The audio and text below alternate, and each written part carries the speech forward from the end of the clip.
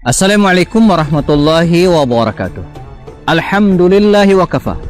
Asyhadu an la ilaha illallah, asyhadu anna Muhammadan abduhu wa rasuluhu al-mustafa wa ala alihi wa sahbihi wa mawala.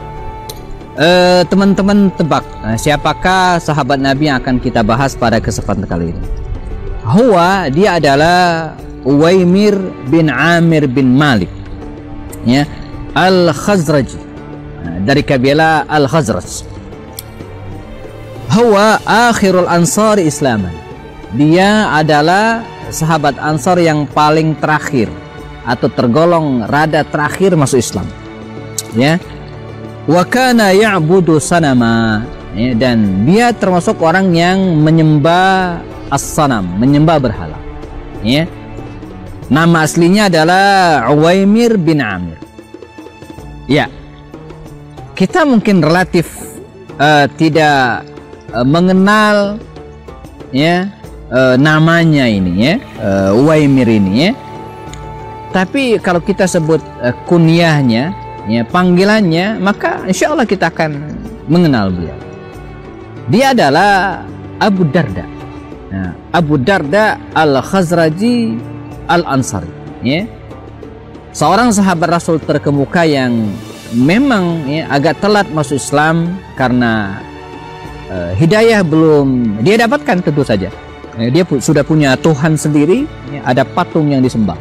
Nah, ada kisah tersendiri tentang patungnya ini diriwayatkan oleh para ulama. Fadakhala Ibnu Rawaha, ya, Abdullah bin Rawaha yang sudah masuk Islam pada waktu itu, wa Muhammad bin Maslamah, dan Muhammad bin Maslamah radhiyallahu anhuma, baitahu, dia masuk, kedua orang ini masuk ke rumah Abu Darda ini. Fakassara sanamah, lalu keduanya menghancurkan patung tersebut, ya. Falamma raja'a, ketika Abu Darda ini pulang ke rumahnya, dia kaget melihat patungnya sudah hancur, sudah berantakan. Kata dia, waihak, ya, hal lam tanat, ya.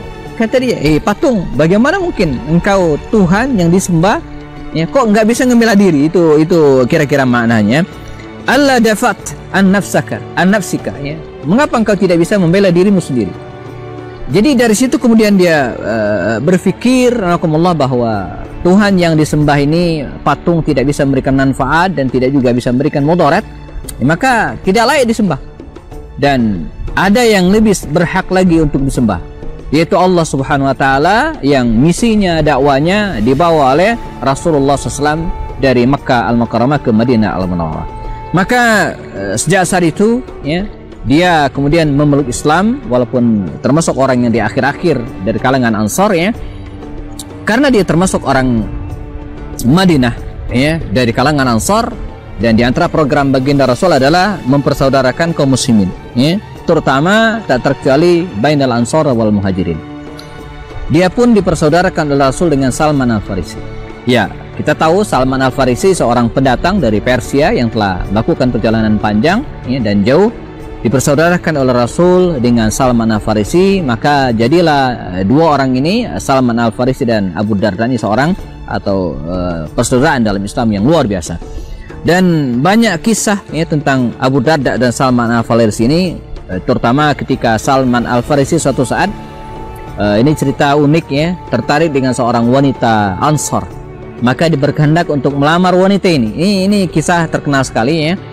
Salman Al-Farisi ingin melamar wanita ini, namun karena dia bukan penduduk asli, tidak tahu tabiat dan karakter orang-orang Madinah, maka dia minta diantarkan, ya, dengan Abu Darda. Maka berangkatlah Abu Darda ini menemani Salman Al-Farisi melamar wanita yang diinginkan oleh Salman, dengan segala oleh-olehnya, dengan segala persiapannya, ya. Yang menarik, ketika mereka tiba di rumah wanita tersebut, wanita yang ingin dilamar ini, ya, kira-kira kata wanita ini berkata kepada orang tuanya, saya tidak mau menikah dengan Salman Al-Farisi, enggak saya kenal, ya. Justru saya tertarik dengan Abu Darda. Maka singkat cerita, menikahlah wanita ini, dengan Abu Darda Al-Ansari, dengan oleh-oleh, dengan buah tangan dan mahar yang justru disiapkan oleh Salman Al-Farisi. Tapi itu kemudian tidak membuat keduanya berpisah, tapi justru membuat persahabatan mereka semakin erat. Ini juga pelajaran bagi kita jemaah bahwa al-ukhuwah fil Islam, ya, persaudaraan dalam Islam itu di atas segalanya. Ya, kita jangan sampai berpisah, berseteru, konflik karena hal-hal yang duniawi.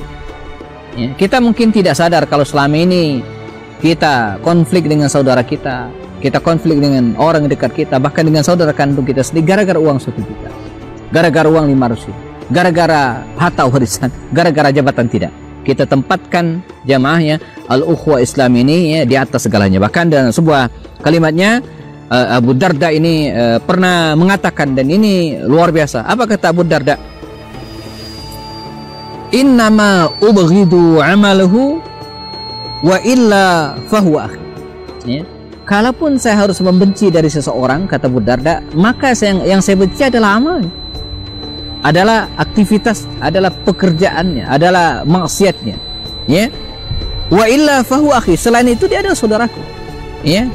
Wa ukhuwatuddin atau ikhwatu fiddin, dan persaudaraan dalam Islam, kata Abu Darda al-Ansari ini, ya, auqad min ukhuwatil qarabah.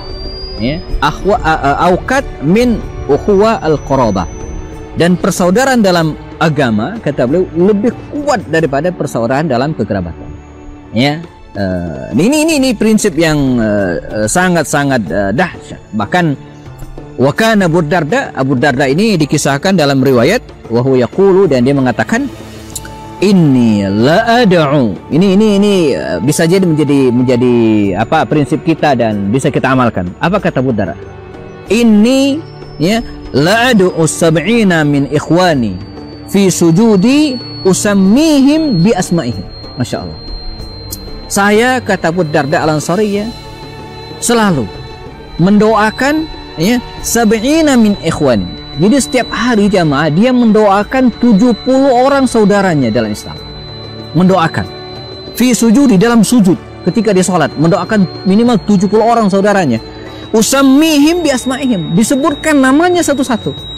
Evaluasi kita hari ini, ya, berapa kali kita mendoakan saudara kita, ya, sesering apa kita mendoakan saudara kita untuk kebaikan. Padahal ketika kita mendoakan mereka, malaikat pun berdoakan kepada kita, walaka mislu dzalik, engkau juga demikian. Jadi jangan sungkan-sungkan teman sekalian, ya, kita untuk saling mendoakan. Ad-du'a indal ghaib, ya, indal ghaib. Jadi kita mendoakan mereka tanpa harus ngasih tahu bahwa kita mendoakan dia. Kita doakan saudara kita doakan teman-teman kita untuk kebaikan, ya, dan malaikat juga akan mengaminkan, walaka mislu dzalik, engkau juga begitu. Jadi kalau kita mendoakan saudara kita sukses, kalau kita mendoakan saudara kita bagus hidupnya, sukses, maka kita juga akan mendapatkan kesuksesan. Namun ada hal yang menarik dari Abu Darda, ya, selain prinsip penjagaan ukhuwahnya, dia juga dikenal sebagai orang yang sangat sederhana, dan ini yang kemudian membuat Sayyidina Umar bin Khattab menangis ketika mengetahui hal itu. Bagaimana kisahnya? Kita akan bahas setelah yang berikutnya. Kita masih bicara sahabat Rasulullah, Abu Darda al-Ansari, seorang sahabat Nabi yang sangat mementingkan ukhuwah, ya, persaudaraan dalam Islam, dan dia juga dikenal sebagai orang yang zuhud. Ini penting teman-teman sekalian. Di antara kehidupan dunia yang serba glamor, ya, at-takatsur, bermegah-megahan, bahwa hari ini orang dicap sukses, orang ditandai berhasil kalau dia punya harta yang banyak, kalau dia punya mobil mewah yang banyak, kalau dia punya rumah yang bagus, itu disebut sukses. Ini luar biasa berbahaya bagi kita, karena sungguhnya kesuksesan seseorang tidak terletak pada hartanya, tapi bagaimana ketakwaan dan kebermanfaatnya kepada orang lain. Dan prinsip hidup zuhud, meletakkan dunia di tangan, ini harus kita galakkan. Kalau tidak, maka akan banyak orang yang menghalalkan segala cara, sikut kanan, sikut kiri, ya, hantam depan, tendang belakang, ya, demi untuk mencari kekayaan dunia. Inspirasi kita hari ini adalah Abu Darda al-Ansari, ya, seorang yang sangat zuhud sehingga suatu saat Umar bin Khattab pernah datang ke rumahnya. Rumahnya tidak dikunci, ya. Umar masuk dengan mengucapkan salam, dan ada terjawab jawaban salam dari dalam rumah, dan ya kalau tidak, ya nggak boleh masuk, ya. Rumahnya gelap, tidak ada penerangan sedikit pun, ya. Walaupun dikisahkan mungkin wallahu alam entah siang atau malam hari, tapi dalam riwayat itu dikatakan Umar masuk sehingga Umar ini tidak bisa melihat jelas wajah dari Abu Darda ini. Umar pun berjalan dikisahkan, dan tangan Umar bin Khattab kemudian meraba-raba sesuatu. Ya. Ini saya bacakan riwayatnya. Fajassa wisadatan fa idza hiya barzah. Ya. Maka Umar jalan, tangannya memegang wisada, semacam tempat senderan atau bantal begitu rupa, ya, dan dia menemukan pasir gitu, ya. Jadi tidak ada alas apa-apa, ya. Wajassa ditharahu, dan dia pun menemukan selimutnya, ya. Fa idza hiya kisaun raqiq, selimut yang sangat-sangat tipis. Kata Umar bin Khattab, alam wassi' ya alaika. Kata dia, ya Abu Darda, bolehkah saya memberimu wasi', maksudnya memberikan keluasan rezeki lah begitu kira-kira, melihat penampilan yang sangat sederhana dari Abu Darda ini. Apa kata Abu Darda radhiyallahu anhu, ya?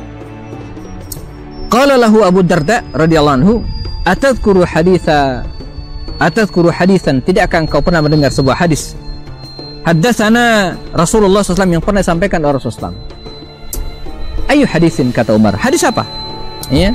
Liyakun bala ahadikum minad dunya kazadir rakib. Jadi kata dia, hendaklah balagh ahadikum, sesuatu yang diinginkan salah seorang di antara kalian di muka bumi ini, minad dunya, dari dunia ini, kazadir rakib, seperti seseorang jamaah menyiapkan perbekalan untuk melakukan perjalanan. Zad ar-rakib. Kita renungkan, kalau kita ingin bepergian, berjalan jauh, kira-kira sebanyak apa bekal yang kita siapkan? Nggak akan mungkin banyak, nggak mungkin. Nah, beliau Rasul mengibaratkan kehidupan dunia seperti ini. Kita boleh ngambil banyak, tapi sebanyak yang kita butuhkan. Coba kalau kita ingin melakukan safar, entah ke misalnya ke Mekah, ya, atau misalnya jamaah akan persiapkan haji, tentu kita akan menyiapkan koper yang sudah siapkan, kemudian kita isi dengan barang yang betul-betul kita butuhkan. Bila perlu 2-3 kali sortir, yang nggak perlu pasti kita buang, pasti kita nggak bawa, kan beratin, ada batasnya, ada batas keluar. Nah, begitulah dunia ini, kata Rasulnya. Jadi kita hidup di dunia ini betul-betul mengambil, ya, sesuatu yang betul-betul kita butuhkan. Sebagaimana seorang musafir yang akan berangkat, dia tidak mungkin membawa barang yang tidak dibutuhkan, nggak mungkin. Ngapain bawa barang yang nggak diperlukan ketika dalam perjalanan? Kalau bisa sesedikit mungkin yang kita perlukan. Begitulah kehidupan dunia. Nah, maka kata Abu Darda al-Ansari, ya, hendaklah balau ahadikum minad dunya kazadir rakib. Ya, naam, kata Umar, ya. Famadza fa'alna ba'dahu ya Umar. Nah, kalau begitu apa yang harus kita lakukan? Kita mengambil apa yang kita perlukan, dan ini harus menjadi prinsip hidup kita jamaah. Jangan sempat pernah kita memiliki, ya, mengambil sesuatu yang kita tidak perlukan di dunia ini. Kalaupun kita sempat memilikinya, kita share ke semakin banyak orang. Kita punya rumah 3 misalnya, kita berikan, diambil oleh orang lain gitu kan. Kita punya misalnya kendaraan yang nggak kepake, jangan sampai kita punya pakaian di lemari kita yang nggak kepake, kita sortir dan kemudian kita berikan kepada orang lain. Ini prinsip seorang Abu Darda al-Ansari, dan ini yang kemudian menjadi hiasan hidupnya yang kadang membuat orang tidak tahan, ya. Dan Allah SWT memberikan usia kepada Abu Darda ini dengan segala kelebihannya, dan beliau wafat. Ada yang mengatakan wafat di masa Utsman bin Affan radhiyallahu anhu, ya. Tapi ada yang mengatakan pada tahun-tahun yang lainnya. Yang pasti Abu Darda, ya, sempat menjadi qadhi hakim di daerah Damaskus, Suria, Syam pada waktu itu, ya, dengan segala kesederhanaannya. Makanya prinsip hidup Abu Darda ini betul-betul harus menjadi prinsip hidup kita bersama. Mengambil harta dunia sebutuhnya kita, seperlunya kita, ya. Kalau kita tidak memerlukan, maka kita berikan kesempatan kepada orang lain untuk menikmatinya. Kita ketemu lagi dalam seri berikutnya bersama saya Happy Andi Bastoni. Assalamualaikum warahmatullahi taala wabarakatuh.